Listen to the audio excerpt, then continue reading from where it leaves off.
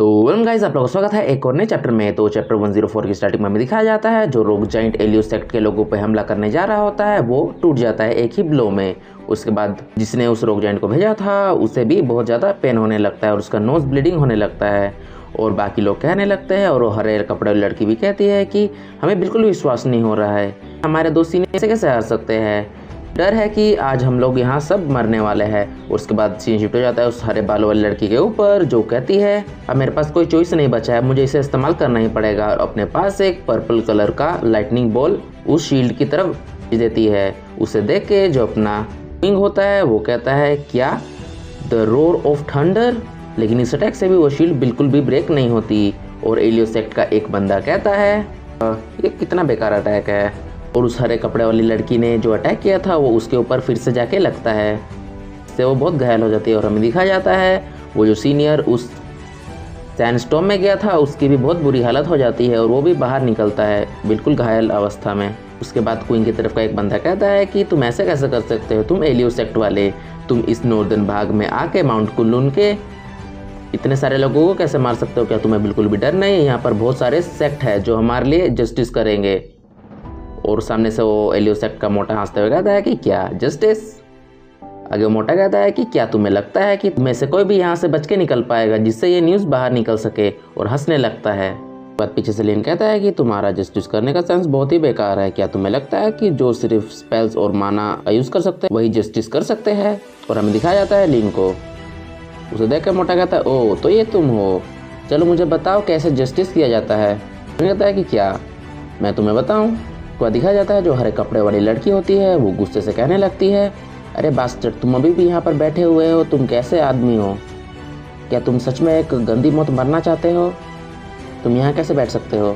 इसके बाद बाकी लोग भी कहने लगते हैं हाँ, जब फायर क्रोस के साथ हमारी लड़ाई हो रही होती है तब ये पीछे छुपा हुआ था और बहुत सारे लोग अलग अलग चीज़ कह रहे होते हैं, लेकिन अचानक से आया और ये हीरो बन गया। लगता है ये बस अटेंशन पाने की कोशिश कर रहा था। देखो वो यहाँ से निकल भी नहीं सकता क्योंकि ये लोग यहाँ पर आ चुके हैं। उसके बाद हमें मोटे को दिखाया जाता है जो कि कह रहा होता है। उसके बाद वो मोटा लिन से कहता है कि तुम्हें क्या लगता है कि तुम यहाँ पर आराम से बैठे रहोगे और हमें फूल बना पाओगे। तो फिर से लोग कहने लगता है कि लगता है वो अपनी मौत का इंतज़ार कर रहे हैं, वो बहुत ही बेवकूफ़ है। और ऐसे ऐसे लोग बहुत सारे चीज़ कह रहे होते हैं। उसके बाद क्वीन आता है और वो लिन से कहता है कि लिन यहाँ पर क्या हो रहा है। रिप्लाई करता है कि अरे भाई तुम बस रिलैक्स होकर देखो, अब तमाशा चालू होने वाला है।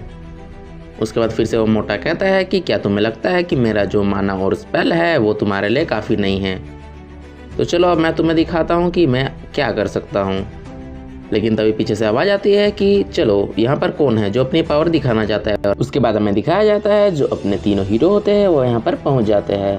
मतलब उसके बाद उनका फोर्थ ब्रदर होता है वो कहता है मास्टर ने हमें कहा था कि ये सब आसान नहीं होने वाला है। और जो शाह होता है वो कहता है, उसके बाद शाह कहता है कि चलो 1-on-1 बैटल करते हैं और जो हमारा थर्ड सीनियर ब्रदर है वो पीछे से कवर देगा। और हमें दिखाया जाता है ये को जो कह रहा होता है कि मैं आशा करूँगा कि तुम लोग सब सक्सेस हो गए। वो तीनों हैरान हो जाते हैं और देखने लगते हैं उस मिथिकल क्रिएचर को जिसका नाम होता है फेलियान। आगे वो लोग कहते हैं कि अरे उस बच्चे को देखो, वो इतनी छोटी सी एज में फाउंडेशन एस्टेब्लिशमेंट स्टेज का एक कल्टिवेटर है, क्या यहाँ पर कोई मजाक चल रहा है। उसके बाद जो यान होता है वो कहता है कि अबे मोटे, तुम्हारे अंदर बहुत ज़्यादा घमंड है, मैं तुम्हारा सारा घमंड आज उतार दूंगा। और जो मोटा होता है वो कहता है कि अरे मच्छर, तुम अभी फाउंडेशन एस्टेब्लिशमेंट स्टेज के सिर्फ इनिशियल स्टेज में हो और तुम्हारी इतनी हिम्मत कि तुम मेरे सामने आके ऐसा कुछ कहो।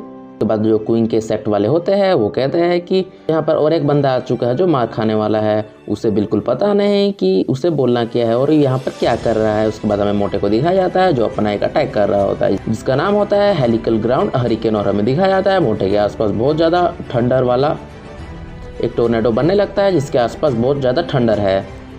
उसके बाद सीन शिफ्ट हो जाता है शाह के ऊपर जो कि भागते हुए उस फैटी की तरफ आता है। आगे शाह कहता है कि बिग सीनियर चलो इसे मुझे हैंडल करने दो और उस फैटी की तरफ बढ़ जाता है। उसके बाद सीन शुरू होता है यान के ऊपर जो कि कह रहा होता है कि चलो मैं उसके लिए कुछ नहीं कर सकता हूँ। और सेकंड सीनियर चलो अब हमें भी जाना चाहिए और अपना अटैक करना चाहिए। और जो अपना ये होता है वो भी कहता है कि चलो अब हम इन्हें जाकर मार देते हैं और उनके ऊपर अटैक करने के लिए बढ़ जाता है। और जो एलियोसेक्ट का बंदा होता है जिसने सैंडस्टॉर्म वॉर्टेक्स का अटैक किया होता है वो हंसने लगता है और कहता है कि अरे इसे बिल्कुल पता नहीं है, अब ये मरने वाला है। और वो अपना सैंडस्टॉर्म वॉर्टेक्स ये की तरफ कर देता है कि इस अटैक को देख के ये कहता है कि ये एक इल्यूजन फॉर्मेशन है जो कि हमारे दिमाग को ख़राब कर देता है और हमें डायरेक्शन का बिल्कुल पता नहीं लगता है। और तब तक ये सैंडस्टॉर्म हमें मार देता है बिना किसी दया के। ये कहता है कि बदकिस्मती से तुम्हारा जो इल्यूजन फॉर्मेशन है वो बहुत ही ज़्यादा छोटा है और मेरे सामने कुछ है नहीं। इसके बाद ये को दिखाया जाता है जो अपने पास से एक अटैक करता है जिसका नाम होता है डार्क मंडाला फॉर्मेशन, ओपन हो जाओ। और हमें दिखाया जाता है जो वो इल्यूज सेक्ट का बंदा होता है उसके आसपास एक ब्लैक कलर का ऑरा आ जाता है।